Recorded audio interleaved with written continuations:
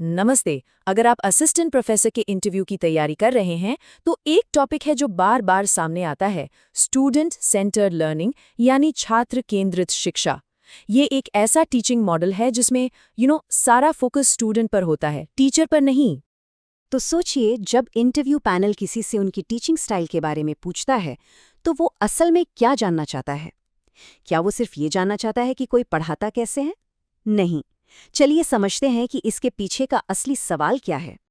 असल में पैनल किसी भी उम्मीदवार की टीचिंग फिलॉसफी, मतलब पढ़ाने के पूरे नजरिए को समझना चाहता है।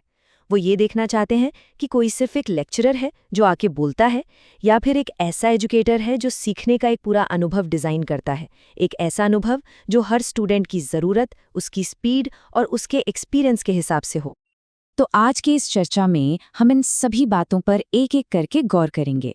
छात्र केंद्रित शिक्षा क्या है, ये क्यों इतनी ज़रूरी है, इसे क्लास में कैसे इस्तेमाल करें, और सबसे ज़रूरी, इंटरव्यू में इसका परफेक्ट जवाब कैसे दें।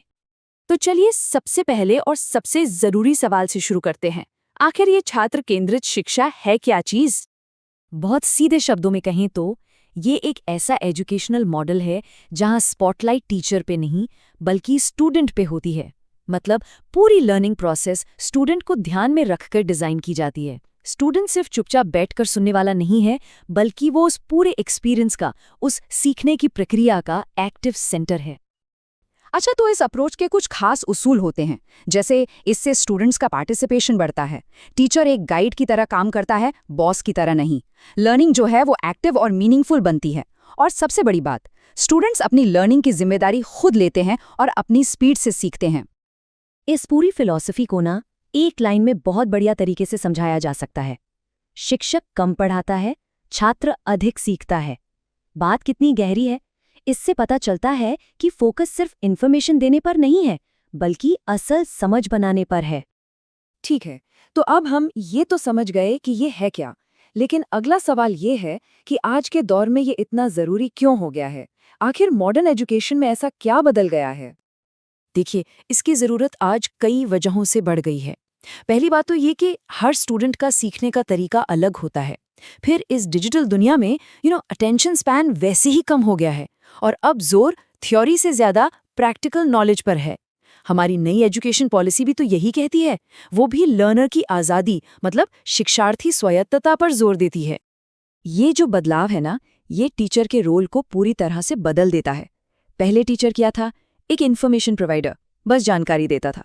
लेकिन अब वो एक लर्निंग फैसिलिटेटर है, मतलब सीखने में मदद करने वाला। वो अब सिर्फ लेक्चर नहीं देता, बल्कि स्टूडेंट्स को खुद खोज करने के लिए गाइड करता है। वो क्लास का सेंटर नहीं, बल्कि लर्निंग में एक पार्टनर बन जाता है। चलिए अब बात करते हैं इस पूरी चर्चा के सबसे प्रैक्टिकल हिस्से की। ये 7 ऐसी तकनीकें हैं जिन्हें क्लास में इस्तेमाल भी किया जा सकता है और इंटरव्यू में बताकर एक शानदार इंप्रेशन भी जमाया जा सकता है। तो ये 7 तकनीकें हैं। एक्टिव लर्निंग, मतलब छोटे छोटे काम जिनसे स्टूडेंट्स सोचें और कुछ करें। रियल लाइफ बेस्ड लर्निंग, यानी हर कॉन्सेप्ट को असल दुनिया से जोड़ना। फिर है कोलैबोरेटिव लर्निंग, जहां स्टूडेंट्स ग्रुप में काम करते हैं। प्रॉब्लम बेस्ड लर्निंग, जहां वो असली समस्याओं का हल ढूंढते हैं।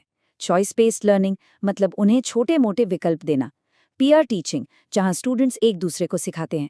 और आखिर में रिफ्लेक्टिव लर्निंग, जहां क्लास के अंत में सोचा जाता है कि आज क्या सीखा। इन सब का मकसद एक ही है, स्टूडेंट को एक्टिव रखना। ठीक है, तकनीकें तो समझ ली, पर अब बात करते हैं इसके फायदों की और उस एक सवाल की जिसका जवाब इंटरव्यू में बढ़त दिला सकता है। देखिए, रिसर्च से बात साबित हो चुकी है कि स्टूडेंट सेंटर्ड लर्निंग से कॉन्सेप्ट की क्लैरिटी बढ़ती है। जो सीखा है वो लंबे समय तक याद रहता है और क्रिएटिविटी भी डेवलप होती है। और एक बहुत ही कमाल की बात यह है कि इससे क्लास का डिसिप्लिन अपने आप बेहतर हो जाता है और टीचर स्टूडेंट का रिश्ता भी मजबूत होता है। अब सोचिए, कोई इंटरव्यू में बैठा है और पैनल उससे सीधा ये सवाल पूछता है, आप अपनी टीचिंग को स्टूडेंट सेंटर्ड कैसे बनाएंगे? तो इसका एक दमदार और सटीक जवाब ये हो सकता है, मैं अपनी टीचिंग में रियल लाइफ के उदाहरणों, छोटी छोटी एक्टिविटीज, ग्रुप टास्क और सोचने पर मजबूर करने वाले सवालों को शामिल करता हूँ।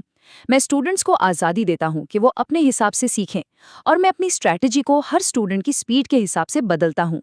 मेरा मकसद सिर्फ ये है कि स्टूडेंट्स केवल सुने नहीं, बल्कि सीखने की पूरी प्रक्रिया में एक्टिवली हिस्सा लें। अच्छा, थ्योरी बहुत हो गई। चलिए अब एक प्रैक्टिकल उदाहरण देखते हैं और साथ ही उन आम गलतियों पर भी बात करेंगे जिनसे बचना बहुत ज़रूरी है, ताकि इंटरव्यू पैनल को ये ना लगे कि बस किताबी बातें हो रही हैं। चलिए एक टॉपिक लेते हैं, मार्केट कंपटीशन। पुराने तरीके में क्या होता? टीचर आता, उसकी परिभाषा बताता और स्टूडेंट्स चुपचाप सुनते। बोरिंग। अब स्टूडेंट सेंटर्ड तरीके से सोचिए। टीचर क्लास में आकर पूछेगा, अच्छा बताओ, आप लोगों ने कौन कौन से प्रोडक्ट्स में बहुत सारी वैरायटी देखी है? फिर वो स्टूडेंट्स के ग्रुप बनाएगा और उन्हें असली दुनिया से उदाहरण ढूंढने को कहेगा।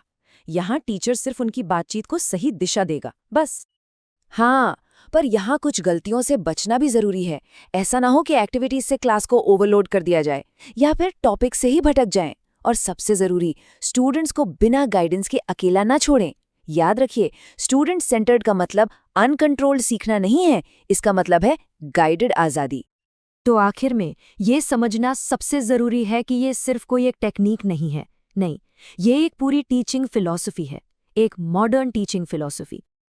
तो इस पूरी बातचीत का सार क्या है? यही कि स्टूडेंट सेंटर्ड लर्निंग एजुकेशन को सिर्फ सुनने से बदलकर समझने, करने और महसूस करने में बदल देती है।